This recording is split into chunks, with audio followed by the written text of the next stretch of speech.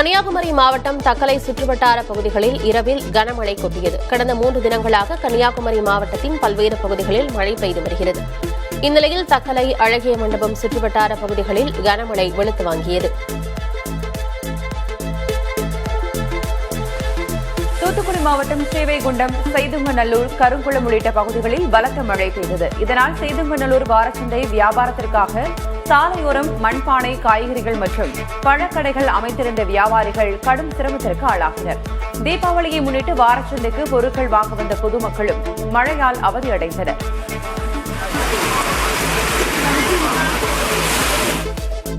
நெல்லை மாவட்டம் வள்ளியூர், பனகுடி, ராதாபுரம் சுற்றுவட்டார பகுதிகளில் கனமழை பெய்ததில் மழைநீரோடு கழிவுநீரும் சேர்ந்து சாலைகளில் குளம் போல தேங்கியது. தென்காசி மாவட்டம் சங்கரன்கோவிலில் பெய்த மழையால் பேருந்து நிலைய பகுதியில் மழைநீர் பெருக்கெடுத்து ஓடியது. அதேபோல சேலம் மாவட்டம் கெங்கவல்லி, நடுவலூர், தெடாவூர், உதயத்தூர், கூடமலை உள்ளிட்ட பகுதிகளில் பெய்த கனமழையால் குளிர்ச்சியான சூழல் நிலவியது.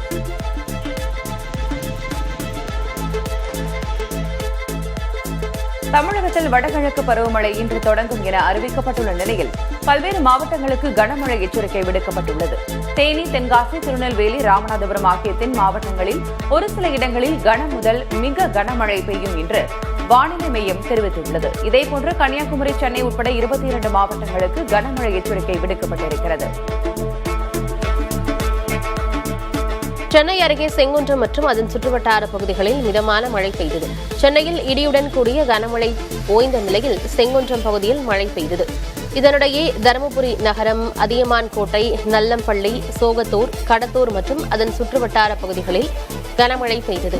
தேனி மாவட்டம் ஆண்டிப்பட்டி, ராஜதானி, தெப்பம்பட்டி, கணேசபுரம் உள்ளிட்ட பகுதிகளிலும் பலத்த காற்றுடன் கனமழை பெய்தது.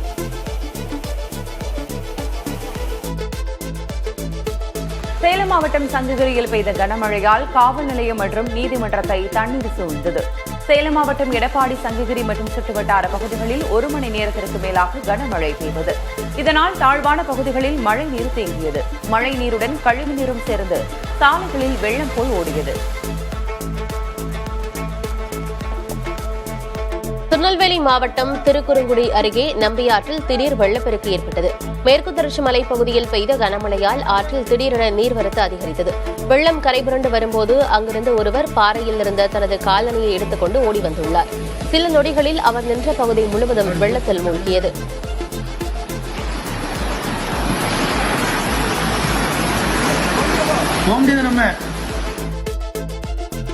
வடகிழக்கு பருவமழை தொடங்கும் சூழலில் சென்னை மற்றும் திருவள்ளூரில் பெய்த தொடர் மழையால் சென்னைக்கு குடிநீர் வழங்கும் புழல் ஏரி வேகமாக நிரம்பி வருகிறது. நீர்வரத்து அதிகரித்துக் கொண்டே இருப்பதால் பாதுகாப்பு கருதி 2 மதகுகள் வழியாக உபரி நீர் திறந்துவிடப்பட்டுள்ளது. மழை அதிகரித்ததால் திறக்கப்படும் உபரி நீரின் அளவும் அதிகரிக்கும் என பொதுப்பணித்துறை தெரிவித்திருக்கிறது. வடகிழக்கு பருவமழையையொட்டி சென்னை சாலைகளில் பள்ளம் தோண்டுவது உள்ளிட்ட பணிகளுக்கு மாநகராட்சி தடை விதித்துள்ளது. சென்னையின் பல்வேறு பகுதிகளில் உள்ள சாலைகளில் குடிநீர் வடிகால் வாரியம், மின்சார வாரியம் சார்பில் பணிகள் நடைபெற்று வருகின்றன. இந்நிலையில் வடகிழக்கு பருவமழை காரணமாக அந்த பணிகளை நிறுத்த உத்தரவிடப்பட்டுள்ளது.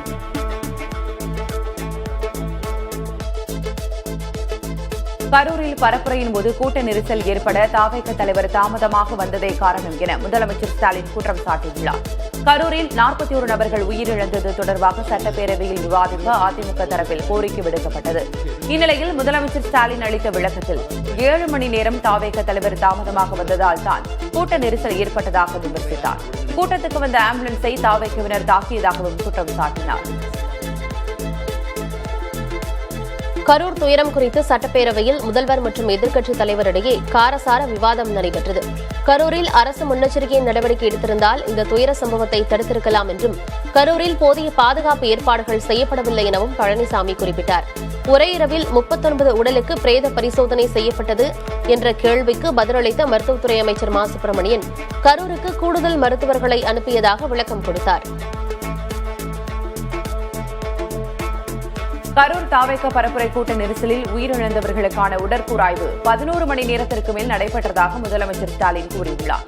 சட்டப்பேரவையில் பேசிய அவர் 24 மருத்துவர்கள் அடங்கிய குழு மூலம் உடற்கூறாய்வு நடைபெற்றதாக தெரிவித்தார். அதிகாலை 1:45 மணிக்கு முதல் உடற்கூறாய்வு தொடங்கி மதியம் 1:10 மணிக்கு 39வது உடற்கூறாய்வு நிறைவுற்றதாகவும் முதலமைச்சர் தனது பேச்சில் குறிப்பிட்டார்.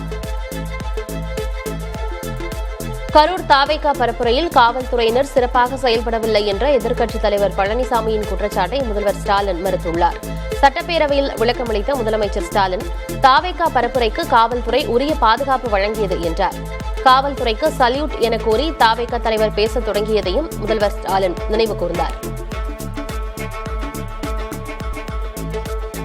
அதிமுக பாஜக தாவேக கூட்டணி அமைந்தால் மக்கள் அதற்கு பாடம் புகட்டுவார்கள் என முதலமைச்சர் ஸ்டாலின் கூறியுள்ளார். சட்டப்பேரவையில் கரூர் துயரம் தொடர்பாக திமுக அதிமுகவிடையே காரசார விவாதம் நடைபெற்றது. அப்போது பேசிய அவர், கூட்டணி கட்சிக்கு ஆள் தேடிக் கொண்டிருக்கிறீர்கள் என எதிர்க்கட்சித் தலைவர் பழனிசாமியை விமர்சித்தார். தொடர்ந்து பாஜக எம்எல்ஏ நயினார் நாகேந்திரன் கேள்விக்கு பதிலளித்த முதலமைச்சர், கரூர் கூட்ட நெரிசலில் குடிநீர் கேட்டுதான் மக்கள் செருப்பு வீசியிருப்பதாக தாம் கருதுவதாகவும் முதலமைச்சர் குறிப்பிட்டார். கரூர் தாவேகா பரப்புரையில் காவல்துறை தடியடி நடத்தவில்லை என முதல்வர் ஸ்டாலின் திட்டவட்டமாக தெரிவித்துள்ளார். சட்டப்பேரவையில் இது தொடர்பான விவாதத்தின் போது பேசிய அவர், தடியடி நடத்தப்பட்டதாக கூறுவது அபாண்டமான குற்றச்சாட்டு என்றார். தடியடி நடைபெறவில்லை என்பதை அழுத்தம் திருத்தமாக சொல்ல முடியும் என முதல்வர் ஸ்டாலின் குறிப்பிட்டார். கரூர் நெரிசல் தொடர்பாக அதிகாரிகள் ஏன் பேட்டி கொடுத்தனர் என எதிர்க்கட்சித் தலைவர் கே பழனிசாமி கேள்வி எழுப்பிய நிலையில் அலுவல் ரீதியாகவே அதிகாரிகள் பதில் அளித்ததாக முதலமைச்சர் ஸ்டாலின் விளக்கமளித்தார். கள்ளக்குறிச்சியில் மக்கள் இறந்தபோது முதலமைச்சர் ஏன் செல்லவில்லை என பழனிசாமி கேள்வி எழுப்பிய நிலையில், கள்ளக்குறிச்சியில் விஷச்சாராயம் குடித்து இறந்தார்கள் எனவும், ஆனால் கரூரில் மக்கள் கூட்ட நெரிசலில் இறந்ததாகவும் முதலமைச்சர் பதிலளித்தார். கரூர் சம்பவத்தில் ஏதோ மர்மம் உள்ளதாக குற்றம் சாட்டியுள்ள எதிர்க்கட்சித் தலைவர் பழனிசாமி, சிபிஐ விசாரணைக்கு ஆளும் கட்சி பயப்படுவதாக விமர்சித்தார். தூத்துக்குடி துப்பாக்கிச்சூடு சம்பவம் குறித்து அமைச்சர் சிவசங்கரின் பேச்சுக்கு எதிர்ப்பு தெரிவித்து சபாநாயகர் முன்பு எதிர்க்கட்சித் தலைவர் பழனிசாமி மற்றும் அதிமுக எம்எல்ஏக்கள் தர்ணாவில் ஈடுபட்டனர். இதைத் தொடர்ந்து அதிமுகவினர் வெளிநடப்பு செய்தனர்.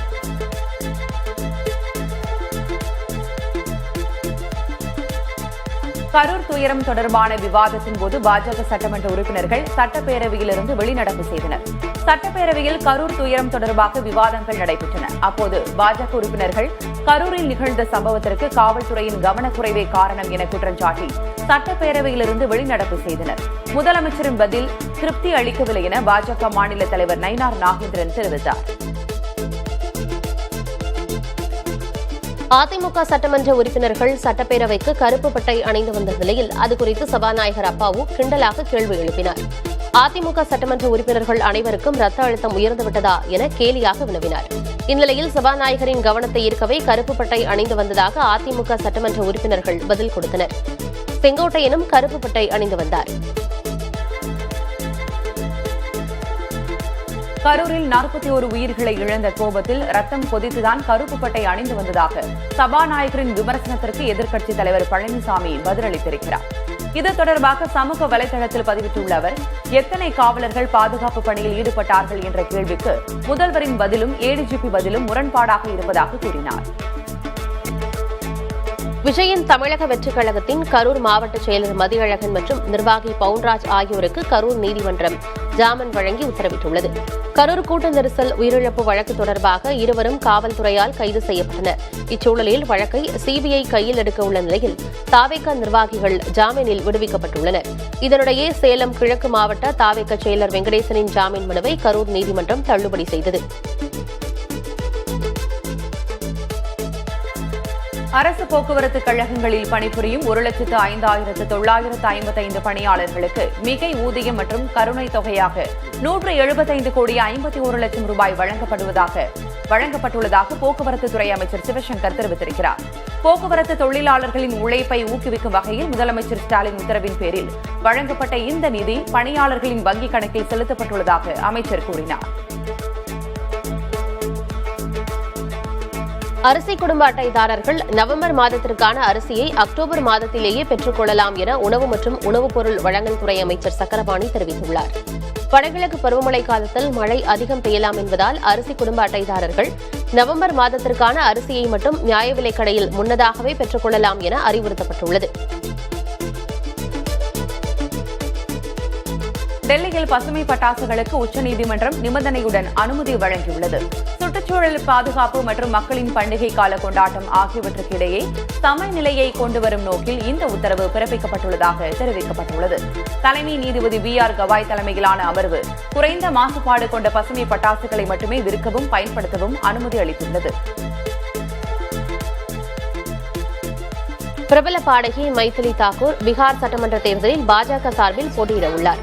அக்கட்சி வெளியிட்ட 2வது வேட்பாளர் பட்டியலில் தர்பங்கா மாவட்டத்தின் அலிநகர் தொகுதிக்கு அவருக்கு ஒதுக்கப்பட்டுள்ளது. செவ்வாய்க்கிழமை அதிகாரப்பூர்வமாக பாஜகவில் இணைந்த மைதிலி தாக்கூருக்கு மறுநாளில் சட்டமன்ற தேர்தலில் போட்டியிடும் வாய்ப்பு வழங்கப்பட்டுள்ளது.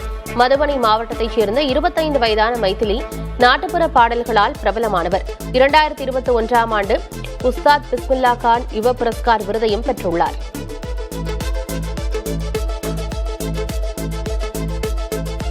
பீகார் தேர்தலில் போட்டியிடும் 57 பேர் கொண்ட வேட்பாளர்கள் பட்டியலை ஐக்கிய ஜனதா தளம் கட்சி வெளியிட்டுள்ளது. விஜயகுமார் சௌத்ரி, ஸ்ரவன்குமார், மதன் சானி, ரத்னேஷ் சாதா உள்ளிட்ட அமைச்சர்கள் இப்பட்டியலில் இடம்பெற்றுள்ளனர். மாற்றுக் கட்சிகளில் இருந்து வந்த சிலருக்கும் வாய்ப்பளிக்கப்பட்டுள்ளது. மாநில தலைவர் உமேஷ் குஷ்வாஹா மஹ்னார் தொகுதியில் போட்டியிடுகிறார். எனினும் கூட்டணியில் உள்ள சிராக் பஸ்வான் கட்சி வலுவாக உள்ள சில தொகுதிகளில் நிதிஷ்குமார் வேட்பாளர்களை அறிவித்துள்ளது சர்ச்சையை ஏற்படுத்தியுள்ளது. பீகாரில் உள்ள தேசிய ஜனநாயக கூட்டணியில் எதுவுமே சரியாக இல்லை என அதில் உள்ள ராஷ்டிரிய லோக் மோர்ச்சா கட்சி தலைவர் உபேந்திர குஷ்வாஹா கூறியுள்ளார். ராஷ்டிரிய லோக் மோர்ச்சா கட்சிக்கு 6 இடங்கள் மட்டுமே ஒதுக்கப்பட்டுள்ளதும் தாங்கள் கேட்ட தொகுதிகளை தராததும் குஷ்வாஹாவை கடும் அதிருப்தியில் தள்ளியுள்ளது.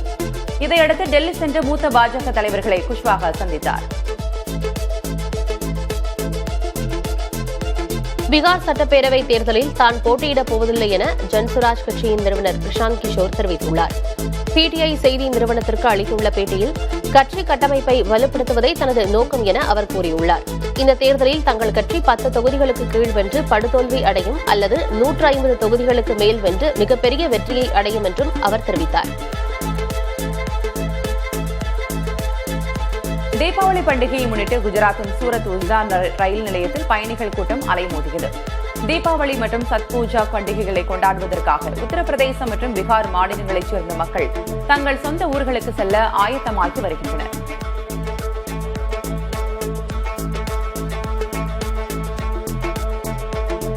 தீபாவளி பண்டிகையை முன்னிட்டு பயணிகளின் வசதிக்காக 4 நாட்களுக்கு சிறப்பு இணைப்பு பேருந்து வசதி ஏற்படுத்தப்பட உள்ளதாக சென்னை மாநகர போக்குவரத்து கழகம் அறிவித்துள்ளது. கிளாம்பாக்கம், கோயம்பேடு மற்றும் மாதவரம் ஆகிய 3 பேருந்து நிலையங்களிலிருந்து வெளியூர் பேருந்துகள் புறப்பட ஏற்பாடு செய்யப்பட உள்ளது.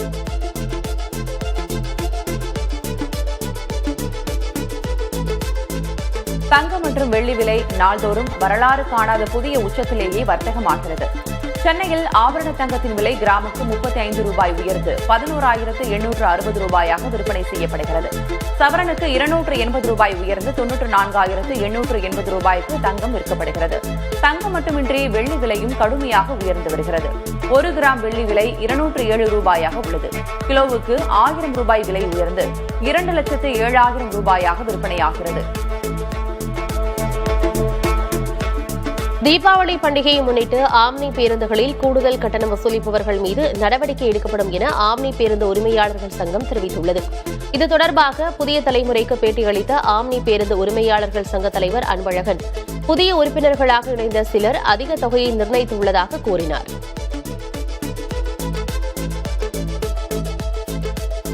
உத்தராகண்டில் உள்ள அல்மோரா மற்றும் ஹரித்வார் மாவட்டங்களில் புதுவகை காய்ச்சல் வேகமாக பரவி வருவதால் மக்களிடையே அச்சம் ஏற்பட்டுள்ளது. கடந்த 2 வாரங்களில் மட்டும் இக்காய்ச்சலால் 10 நபர்கள் உயிரிழந்தனர். பாதிக்கப்பட்டவர்களுக்கு டெங்கு அறிகுறிகளான கடுமையான காய்ச்சல் மற்றும் பிளேட்லெட் எண்ணிக்கை குறைதல் ஆகியவை காணப்படுகின்றன.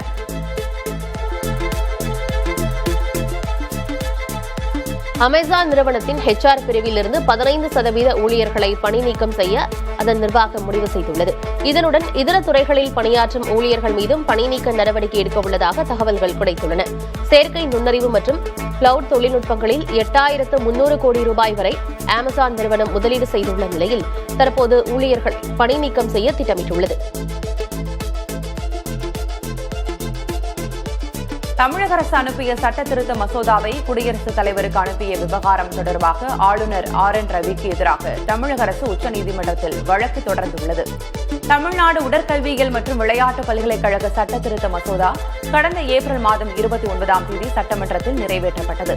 சட்ட திருத்த மசோதா ஒப்புதலுக்காக தமிழ்நாடு ஆளுநருக்கு அனுப்பி வைக்கப்பட்டது. அதனை குடியரசுத் தலைவருக்கு ஆளுநர் RN ரவி அனுப்பி வைத்திருந்தார்.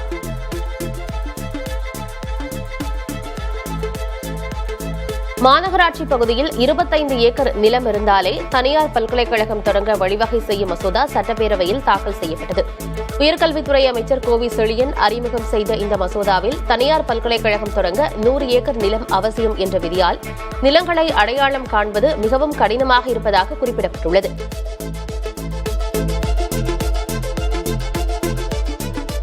நாகை அருகே நெல் கொள்முதல் நிறுத்தப்பட்டுள்ளதாக குற்றம் சாட்டி விவசாயிகள் நெல் மூட்டைகளுடன் போராட்டம் நடத்தினர். சங்கமங்கலம் கொள்முதல் நிலையத்தில் விவசாயிகளிடம் நெல் கொள்முதல் செய்வது நிறுத்தப்பட்டுள்ளதாக கூறப்படுகிறது. இதனால் 15க்கும் மேற்பட்ட கிராமங்களைச் சேர்ந்த விவசாயிகள் 10,000க்கும் அதிகமான நெல் மூட்டைகளோடு கொள்முதல் நிலையத்தில் காத்திருக்கின்றனர். மதுரை மாநகராட்சி வரி வசூல் முறைகேடு வழக்கில் ஏற்பட்ட சர்ச்சைகள் மற்றும் அரசியல் அழுத்தங்களுக்கு மத்தியில் மேயர் இந்திராணி பொன்வசந்த் திடீரென தனது பதவியை ராஜினாமா செய்துள்ளார். சொத்து வரி மற்றும் கட்டட அனுமதி முறைகேடு புகார் எழுந்தது. அதிகாரிகளுடன் சேர்ந்து லஞ்சம் பெற்றதாகவும் வரி வசூல் கணக்கில் முறைகேடு செய்ததாகவும் கூறி மேயர் இந்திராணியின் கணவர் பொன்வசந்த் கைது செய்யப்பட்டார். மா விவசாயிகளின் பிரச்சினை குறித்து மத்திய அரசுக்கு கடிதம் எழுதுவதாக கூறி முதலமைச்சர் ஸ்டாலின் நீலக்கண்ணீர் வடித்தது நாடகம் என மத்திய இணையமைச்சர் எல் முருகன் விமர்சித்திருக்கிறார். மாநில அரசு மாம்பழம் சார்ந்த தொழில்களை தொடங்காமலும் குளிர்பதன கிடங்குகளை அமைக்காமலும் மத்திய அரசின் மீது பழி போட்டு தப்பிப்பதாகவும் அவர் குற்றம் சாட்டினார். சாலையோரங்களில் தற்காலிகமாக கொடிக்கம்பங்கள் வைக்க அனுமதி கோருவோரிடம் ஒரு கொடிக்கு 1000 ரூபாய் வசூலிக்கும்படி தமிழக அரசை சென்னை உயர்நீதிமன்றம் அறிவுறுத்தியுள்ளது. நீதிபதி GK இளந்தரையன் முன்பு நடைபெற்ற விசாரணையின் போது கொடிக்கம்பங்கள் அமைப்பது தொடர்பாக அரசாணையும் வழிகாட்டு விதிமுறைகளும் பின்பற்றப்பட்டு வருவதாக அரசு தரப்பில் தெரிவிக்கப்பட்டது.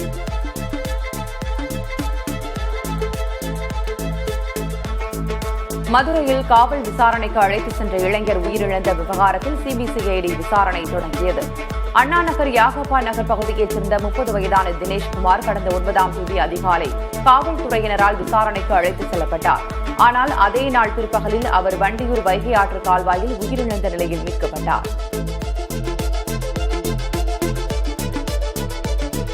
வரதட்சணை கொடுமையால் தற்கொலை செய்து கொண்ட கூறப்படும் ரித்தன்யாவின் செல்போன்களை தடயவியல் சோதனைக்கு உட்படுத்த சென்னை உயர்நீதிமன்றம் ஆணையிட்டுள்ளது. ரித்தன்யாவின் செல்போன்களை ஆய்வு செய்ய வேண்டும் என அவரது கணவர் கவின்குமார் உயர்நீதிமன்றத்தில் மனு தாக்கல் செய்திருந்தார். மனு விசாரணைக்கு வந்தபோது திருமணத்தில் தனக்கு விருப்பமில்லை என தோழிகளிடம் ரித்தன்யா பேசியது செல்போனில் இருப்பதாக கவின்குமார் தரப்பில் வாதிடப்பட்டது. லைகா நிறுவனத்துக்கு வழங்க வேண்டிய பண விவகாரத்தில் நடிகர் விஷால் பதிலளிக்க சென்னை உயர்நீதிமன்றம் உத்தரவிட்டுள்ளது. நடிகர் விஷால் பட தயாரிப்புக்காக லைகா நிறுவனத்திடமிருந்து பெற்ற கடன் தொகை 21,29 லட்சம் ரூபாயை 30 விழுக்காடு வட்டியுடன் வழங்குமாறு நீதிமன்றம் உத்தரவிட்டிருந்தது. இந்த வழக்கை விசாரித்த நீதிபதி ஆஷா இந்த விவகாரத்தில் நடிகர் விஷால் பதிலளிக்கவும் கடனாக பெற்ற பணத்தை வட்டியுடன் திரும்ப செலுத்தவும் உத்தரவிட்டார்.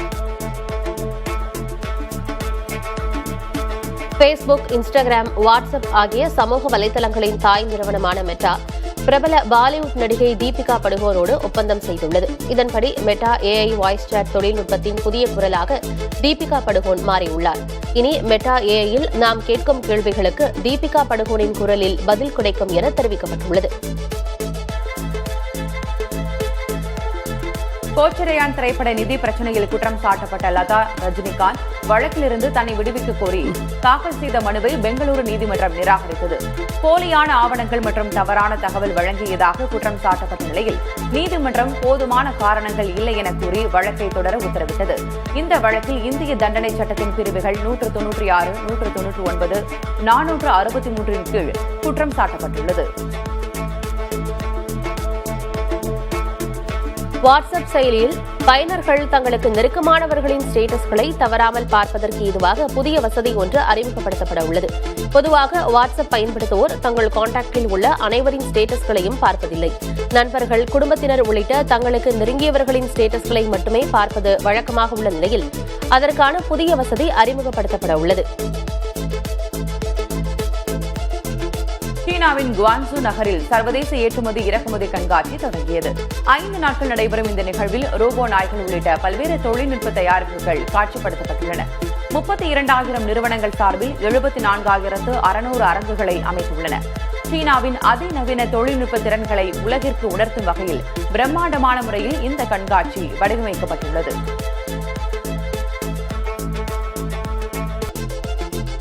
பாகிஸ்தானுக்கு கூடுதலாக $1,200 கோடி அதாவது இந்திய ரூபாய் மதிப்பில் 1,00,000 கோடி ரூபாய் நிதியுதவி வழங்க IMF கீழ்நிலை அளவில் சம்மதித்துள்ளது. இது தொடர்பாக அதிகாரிகள் மட்டத்திலான இருதரப்பு ஒப்பந்தம் கையெழுத்தாகியுள்ளது.